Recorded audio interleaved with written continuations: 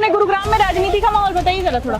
राजनीति का माहौल जो कांग्रेस जीतेगी अब की। बीजेपी पार्टी आई। बीजेपी पार्टी आएगी, हम लोग कांग्रेस को देंगे। कांग्रेस को दोगे। समय बताएगा क्योंकि डामाडोल है इस टाइम, तीनों पार्टियों का दबदबा है। हमारे साथ मुकेश शर्मा है, बीजेपी के प्रत्याशी हैं। यही है कि ऐसी पार्टी है जो हमारे परिवार के, हमारे बच्चों को जिंदा रख सकती है। जिंदा रख सकती है, बहुत बड़ी बात कह रहे हैं आप। खड़े होते हैं हम, धूप में मरते हैं, गर्मी में मरते हैं, इनको तो बात याद है, कुर्सी में जाके बैठ जाना। ये 18 घंटे काम करते हैं, आप तो एसी में बैठ के काम करते हो। बताओ अब आप, तो विजन तो होता है एक पोर्ट्रे करने का, लेकिन हकीकत के धरातल पर तस्वीरें कुछ अलग दिखाई देती हैं। ऐसा वो उन लोगों ने किया हुआ है पहले। सरकार ये बेकार की बात है, सरकार की ये योजना बेकार है। लोन लेने चले जाओ, बैंक में इतने धक्के खिलाते हैं, लोन आपकी नौकरी में इतनी सैलरी नहीं है। कहते हैं कि नेताओं को मंदिर मस्जिद याद आ जाती है जब जैसे मंदिर की बात करो, मस्जिद की नहीं, मंदिर की बात करो मैडम। तो गुरुग्राम की गलियों में जहां प्रत्याशी जोर आजमाइश कर रहे हैं, जनता के बीच पहुंच रहे हैं, जनता को रिझाने की कोशिश कर रहे हैं, ऐसे में मार्केट में लोग खरीदारी में व्यस्त हैं। लेकिन हर आदमी की अपनी एक राजनीतिक सोच होती है। हमारी कोशिश है कि गांव के गली मोहल्लों से लेकर बाजारों तक पहुंचा जाए, वहां पर लोगों की राय जानी जाए। इस वक्त हम गुरुग्राम की सदर मार्केट में है, सदर बाजार है, बहुत हैपनिंग इलाका है, अलग अलग जगहों से लोग यहाँ पर आते हैं। चलिए यहाँ अपने चुनावी गुलझट के शो की शुरुआत करते हैं और जानते हैं जनता से उनकी राय।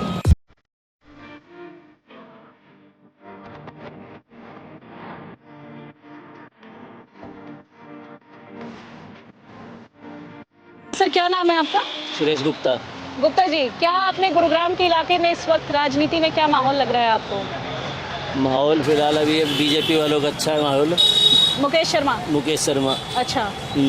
और कांग्रेस प्रत्याशी का क्या लग रहा है? कांग्रेस प्रत्याशी की जरा जो नाव हिचकोले खा रही है। हिचकोले खा रही? क्यों खा रही है हिचकोले? इसके पापा का काम जो है ना, पिताजी है उसके, उनका जो है दबदबा अच्छा था, इसका इतना नहीं है। अच्छा। गुरुग्राम में कहाँ के रहने वाले हैं सर आप? मेरा जन्म यहीं पर हुआ है। जन्म यहीं पे हुआ है, तो अपने गुरुग्राम में इस बार क्या लग रहा है आपको, क्या माहौल है राजनीति का? राजनीतिक माहौल बहुत अच्छा है जी, देश का माहौल बहुत अच्छा है। जो भी सनातन धर्म में विश्वास करते हैं वो मिलजुल के वोट करेंगे और यहाँ से नायब सरकार की सरकार बनेगी। अच्छा आप तो ओवरऑल हरियाणा की बात कर गए, मतलब ओवरऑल हरियाणा आपको लग रहा है इस बार नायब सैनी बनेंगे? बिल्कुल बनेंगे जी। अच्छा। और गुरुग्राम में यही है कि ऐसी पार्टी है जो हमारे परिवार के, हमारे बच्चों को जिंदा रख सकती है। जिंदा रख सकती है, बहुत बड़ी बात कह रहे हैं आप। क्यों? मतलब बाकी पार्टियां मार देंगी? केवल व्यापार ही नहीं और वही नहीं, तो 36 टुकड़े करना ये कांग्रेस पार्टी का काम है, बीजेपी का काम है कि एक भी टुकड़े नहीं करना। और टुकड़े इकट्ठे करने को किसने कर दिए 36 टुकड़े? कांग्रेस पार्टी की सोच वाले व्यक्तियों ने। अच्छा, क्यों? ये कैसे, किस चीज के टुकड़े हो गए? मनुष्यों के, हमारी बहन बेटियों के। ये तो मतलब आपने बहुत ही अजीब ही बात कह दी कि मतलब। अजीब बात नहीं, जमीनी बात है, सच्चाई है। अच्छा चलिए ठीक है। देखिए सबकी ट्रूथ इज बिटर। हाँ, ट्रूथ इज बिटर। सच कड़वा होता है। सच बहुत कड़वा होता है, बिल्कुल सही कह रहे हैं आप। तो ये तो भैया की एक अलग ही सोच हमें दिखाई दी। उनका कहना है कि टुकड़े करवा दिए, हम जिंदा तभी रह पाएंगे जब बीजेपी आएगी। तो ये बाकी पार्टियों पर इनका कोई बहुत ज़्यादा सा रुख दिखाई नहीं दिया। कहाँ से सर? मैं तो यही राजीव नगर से। राजीव नगर से। अच्छा, अपने गुरुग्राम में राजनीति का माहौल बताइए जरा थोड़ा। राजनीति का माहौल जो कांग्रेस जीतेगी अब की। कांग्रेस की दोगे आप तो? अच्छा, क्या मतलब क्यों है कांग्रेस? वो तो कह रहे हैं दो टुकड़े टुकड़े कर दिए, कांग्रेस तो जिंदा ही बीजेपी रख सकती है। हमारा तो रोजगार ही खत्म कर दो। मतलब कैसे रोजगार खत्म हो गया, जरा समझाइए थोड़ा सा। अब जब हमारा रोजगार ना चल रहा हो तो अब क्या करें? अच्छा, रोजगार चलने में सरकार आपकी मदद कोई नहीं कर रही है? ना कर रही। राशन कार्ड हो, बहु काट दो जी। राशन कार्ड कट गया? कैसे कट गया? 2 बार राशन मिलो, फिर राशन ही ना मिल रहा। फिर राशन नहीं मिल रहा है। आपने कोशिश की है जाने की वहाँ? खूब जा रहे हैं ऑनलाइन, कोई सुनवाई ना है। अच्छा, ऑनलाइन भी डाला है आपने? हाँ जी। और मिले भी हो जाकर? हाँ, खूब है, हमारे कोई सुनता ही नहीं। कोई सुनवाई नहीं है। हमारे साथ मुकेश शर्मा है, बीजेपी के प्रत्याशी हैं। बहुत बहुत स्वागत है सर आपका द चबूतरा पर। Thank you. बड़ा हेक्टिक शेड्यूल चल रहा है, क्या चल रहा है राजनीति का? राजनीति बहुत अच्छी चल रही है। अभी तो हमारे यहाँ एक छोटा सा कार्यक्रम था, माताएं बहनें। चलिए आप व्यस्त होंगे, चलते चलते बात कर सकते हैं। चलते चलते कर लेंगे, गाड़ियाँ इधर ही आने वाली है। मैं इधर तो चलते चलते कर सकता हूँ। अच्छा ठीक है। अच्छा, आप कहते हैं कि नेताओं को मंदिर मस्जिद याद आ जाती है जब जैसे ही। मंदिर की बात करो, मस्जिद की नहीं, मंदिर की बात करो मैडम। मैं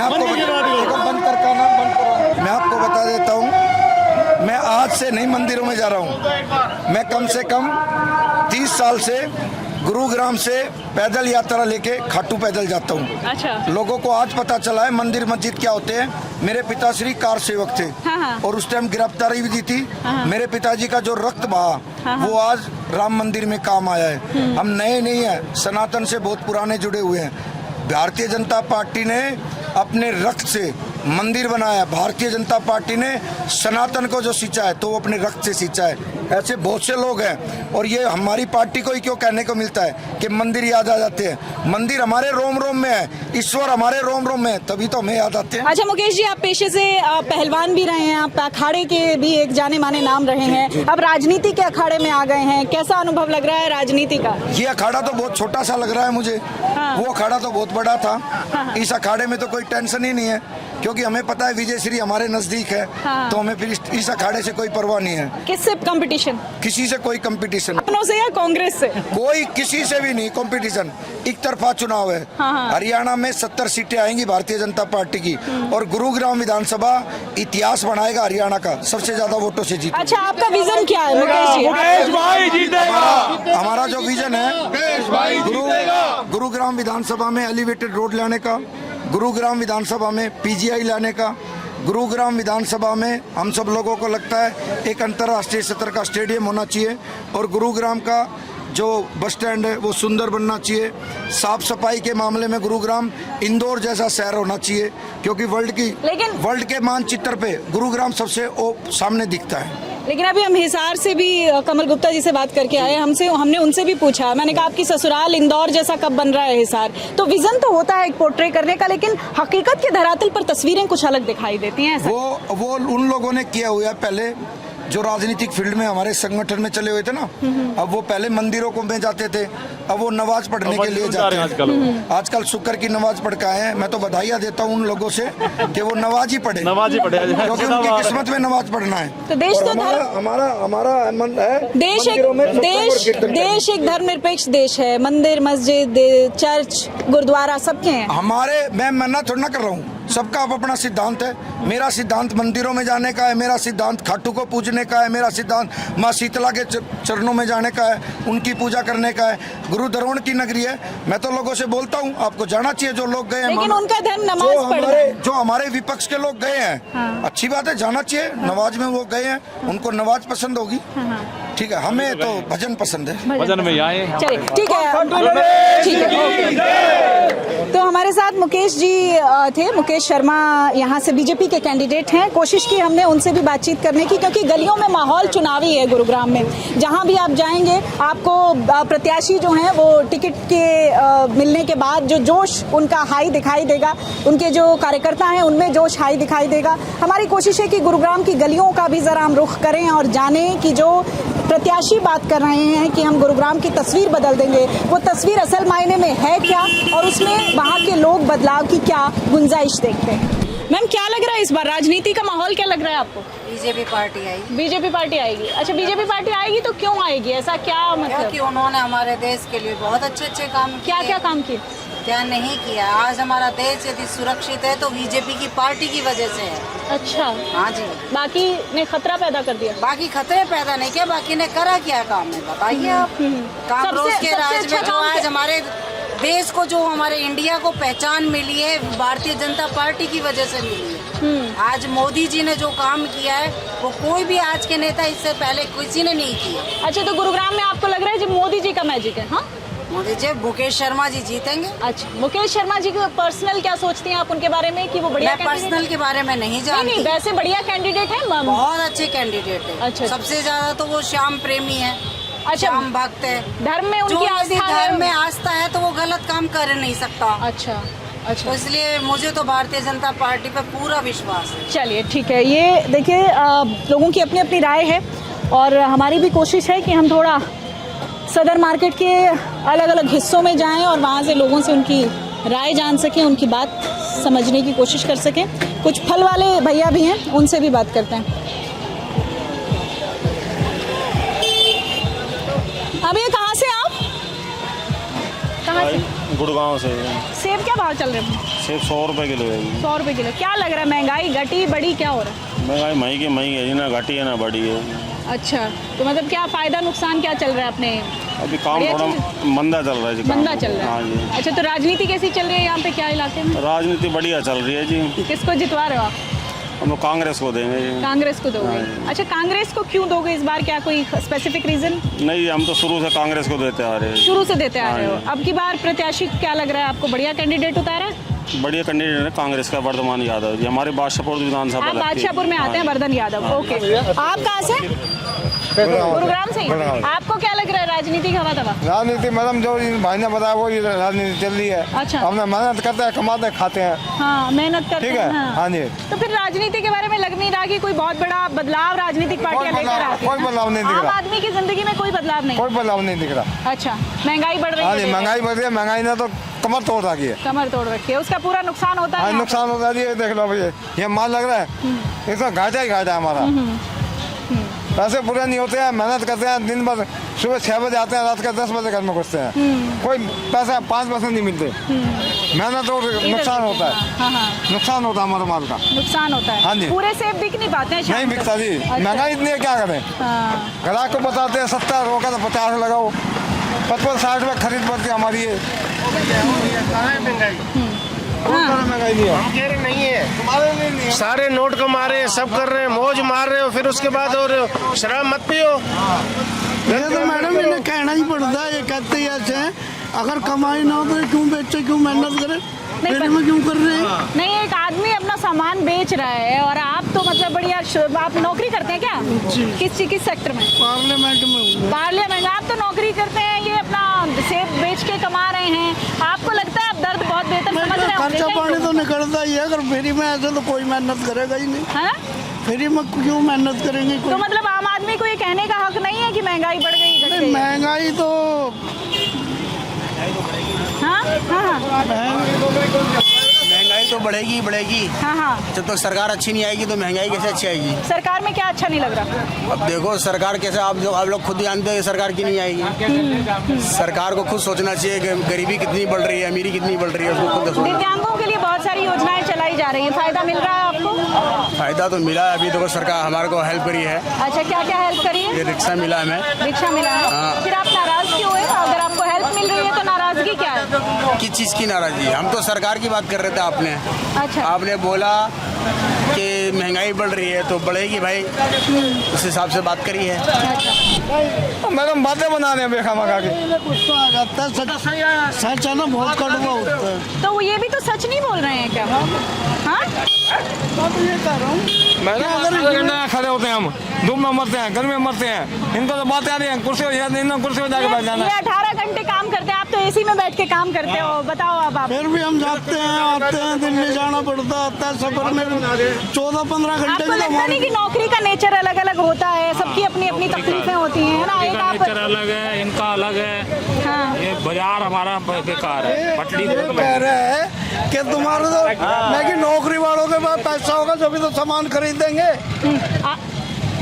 ये कह रहे हैं नौकरी वालों के पास पैसा ही नहीं है, वो सामान कैसे खरीदेंगे? पैसा तो बहुत है इनके पास, मगर निकालते नहीं है। क्या बात कर रहे हो आप? अरे कंजूसी बता रहे हैं मैं ये कह रहा हूँ, ये नु कह रहे नौकरी, ये समझ रहे नौकरी वालों के पास तो ऐसे ही फ्री में आ रहा है। मैं कह रहा हूँ हमारे पास होगा जब तो खरीदेंगे, तो नौकरी वालों आपके के पास पैसे नहीं है? समझे नहीं आप? नौकरी वालों के बचता कहाँ है मैडम पैसा? नौकरी वालों के पास पैसा कहाँ बचता है बताओ आप? सैलरी क्या मिलती है नौकरी वालों को? लेकिन एक आदमी 18 घंटे अपना ठेला लगा रहा है, गर्मी में खड़ा है, धूप में खड़ा है। 8 घंटे जो नेचर आदमी अलग अलग फैक्ट्री नहीं में होता काम नौकरी। कर रहा है वो भी तो काम ही कर रहा है। अगर ये काम कर रहे हैं तो वो भी तो काम ही कर रहा है, मजदूरी कर रहा है। जो मजदूरी वो भी तो फैक्ट्री में नौकरी कर रहा है, जब भी तो हाँ जी। पैसा आएगा। हाँ, हाँ, हाँ। जब भी तो उनके पास पैसा आएगा। हाँ। ये अपनी तकलीफ बता रहे हैं, नौकरी वालों की भी तकलीफ सुने ना। अच्छा। अब ये रेडी लगा के बाजार में बैठे कौन सा ये पैसा दे रहे हैं, इनकम टैक्स नहीं दे जॉब रहे। करते हैं या गवर्नमेंट? मैं सरकारी सेंटर कर्मचारी हूँ, मैं अगले साल रिटायरमेंट हूँ, लेकिन हमारा को इनकम टैक्स देना पड़ता है, इनको इनकम टैक्स नहीं देना पड़ता। हमारा इनकम टैक्स हर महीने कटता है। ये तो बात बना रहे हैं, गवर्नमेंट हमारे से इनकम टैक्स लेती है। आप इनकम सैलरी भी तो टैक्स इनसे ज्यादा पा रहे हैं। सैलरी कहाँ पा रहे हैं? 60 साल की नौकरी में अगर हम 45,000 रुपये सैलरी पा रहे तो क्या पाया आज हमने? क्या पाया? 60 साल गवर्नमेंट को दिए हमने, क्या पाया 60 साल में? पेंशन मिलेगी कितनी? 15-16 हज़ार। अच्छा, सरकार जो कर्मचारियों के लिए योजनाएं कुछ चला नहीं रही करा रही सरकार। सरकार ये बेकार की बातें, सरकार की ये योजनाएं बेकार है। लोन लेने चले जाओ बैंक में इतने धक्के खिलाते हैं लोन, आपकी नौकरी में इतनी सैलरी नहीं है, आपका पैसा नहीं है इतना, आपको नहीं मिलेगा लोन। मकान हम किराए पे रह रहे हैं, मकान हमारा टूटा पड़ा है, ये तो झोपड़ी में भी रह के गुजारा करते हैं। हमारे को तो मीडियम क्लास में रहना पड़ता है ना सबके साथ। तो क्लास तो सबकी अपनी अपनी क्लास है। ये कौन सा किराया दे रहे हैं बताओ? रेडी लगा रखी है इन्होंने, बाजार घेर रखा पूरा। कौन सा कमेटी वालों को किराया देते हैं ये? पूरा बाजार में देख लो, मार्केट में सारे पैदल चलने वालों की जगह नहीं छोड़ रखी इन्होंने। दुकानदारों ने सबको अपने अपने ठिये दे रखे हैं, जितना दुकान में ग्राहक नहीं आता वो बाहर लगा रखा। अब ये ठिया बाहर लगा रखा, क्या फ्री में लगा रखा है इन्होंने? पैसे नहीं देते ये दुकानदार को? कोई नहीं देता, अरे सब देते, कोई नहीं देता यहाँ पे। ये दुकानदारों को हमें ठेका नहीं है, हमें ठेका भी नहीं यहाँ का। तुम्हें तो बात से आ गया ना। आप कहाँ से? यहीं से गुड़गांव गुड़गांव से ही है। अच्छा, क्या आपने मार्केट में ही दुकान है क्या? ठिया लगा रखा, काम ही नहीं है, पूरे साल निकलेगा। तो क्या किस चीज का काम करते हैं आप? सिलाई का काम करते हैं, काम नहीं है? काम है ही नहीं, बिल्कुल मट्टी पिटी पड़ी है। 200 रुपए भी नहीं बनते। अच्छा, 200 रुपए भी पूरे दिन के नहीं बनते? नहीं। ये जो ऑनलाइन आ गया है सब कुछ सिस्टम, इससे नुकसान हुआ है जो छोटे उद्योग है उनका? ना फायदा हुआ ना नुकसान हुआ उससे। अच्छा, कुछ तो हुआ होगा। काम ही नहीं है, पैसा कहाँ से आएगा? अभी 500 रुपए टीन पे और बढ़ा दिए तेल के टीन पे। अच्छा, कहाँ तक आए? महंगाई परेशान कर रही है। 180 रुपए किलो तेल हो गया, कहाँ से? महंगाई परेशान कर रही है, महंगाई परेशान है मैडम,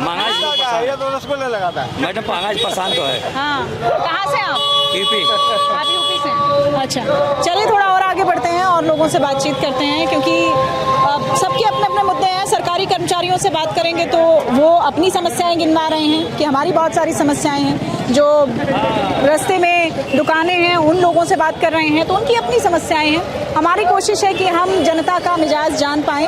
द चबूतरा वहाँ तक पहुँच रहा है, आम आदमी तक पहुँच रहा है, जहाँ पर कैमरा नहीं जाता है, मीडिया के माइक नहीं जाते हैं। हम उन लोगों से बातचीत करने की कोशिश कर रहे हैं। क्या नाम है सर? विजय जी। अच्छा, अपना क्या चल रहा है, राजनीति का क्या चल रहा है? राजनीति को तो मैडम देखिए आप, समय बताएगा, क्योंकि डावाडोल है इस टाइम। तीनों पार्टियों का दबदबा है। तीनों पार्टी कौन सी? तीनों पार्टी कांग्रेस और नवीन यादव और नवीन गोयल निर्दलीय हैं। निर्दलीय है वो, सॉरी 2 पार्टी समझ लो आप। अच्छा, तीनों के बीच कड़ी टक्कर है। कड़ी टक्कर है। कड़ी टक्कर। अच्छा, अगर आपको ये बोले कि 2 के बीच में कंटेस्ट है तो वो उसको किस किस का नाम देंगे आप? ये मेरे से क्यों उगलवा रहे हो आप ये? नहीं, अभी लोग नहीं उगलवाएंगे तो और कैसे पता चलेगा राजनीति का हमें? यहाँ पर किसके बीच में कड़ी टक्कर लग रही है आपको? भाई जबरदस्त है। जबरदस्त तो 2 के बीच में लग रहा है मेरे को। कौन कौन? बीजेपी और निर्दलीय में। बीजेपी और निर्दलीय, अब दोनों एक ही कुनबे के लोगों के बीच में टक्कर करवा दी आपने, है? तो ऐसा ही है, क्या करें, अगर नहीं टिकट देंगे उनको तो उनकी अच्छा। टक्कर भी क्योंकि आपको काम क्या लग रहा है कि जो टिकट का फैसला लिया गया है बीजेपी पार्टी की तरफ से वो ठीक लिया गया है? हाईकमान का है, बहुत सारे लोग नाराज दिखाई दे रहे हैं, इसलिए उनको निर्दलीय खड़ा होना पड़ा, नहीं तो निर्दलीय खड़ा नहीं होता, खड़े नहीं होते हैं। अच्छा, तो बाकी आपको क्या लग रहा है और क्या क्या मुद्दे हैं अपने इलाके के यहाँ पर? मुद्दे तो सबसे मेन मुद्दा तो यही है, सड़क का है, सीवरेज का है, पानी का है, जो मेन मुद्दे हैं। उसमें हालांकि नगर निगम विफल रहा है काम करने में, कामयाब नहीं है यहाँ गुड़गांव में। तो सरकार का भी उसमें मेन जो एमएलए था उसका फेलियर है इसके अंदर। अच्छा। लेकिन फिर भी लोग जो है बीजेपी के पक्ष में भी हैं, क्योंकि राष्ट्र के हित को देखते हुए, मोदी जी को देखते हुए। अच्छा, तो मतलब राष्ट्र का हित एक अलग चीज है, अपने इलाके का विकास एक अलग चीज है। उसमें भी नाराज हैं लोग, यहाँ के विकास से तो नाराज हैं। गुड़गांव में विकास कोई नहीं हो रहा। विकास कोई नहीं हो रहा। बिल्कुल। चलिए, तो ये एक शॉप पर हम आए थे जहाँ अपनी राय इन सर ने बताई कि वो क्या सोचते हैं राजनीति को लेकर। थोड़ा और आगे बढ़ते हैं और कोशिश है हमारी कि हर आदमी से चलते चलते बात की जाए, क्योंकि जो डाटा, जिस डाटा पे द चबूतरा काम कर रहा है, वो डाटा हम कोई ऐसे चूज़ नहीं कर रहे हैं कि हमने कुछ लोगों को बुला लिया, उनसे हम राय ले रहे हैं। हमारी कोशिश एक रैंडम विजिट करने की है और एक रैंडम डाटा कलेक्ट करने की है कि आम जनता क्या सोचती है। चलते चलते जो भी हमें मिल रहा है, हमारी कोशिश है कि हम उनसे बातचीत करें।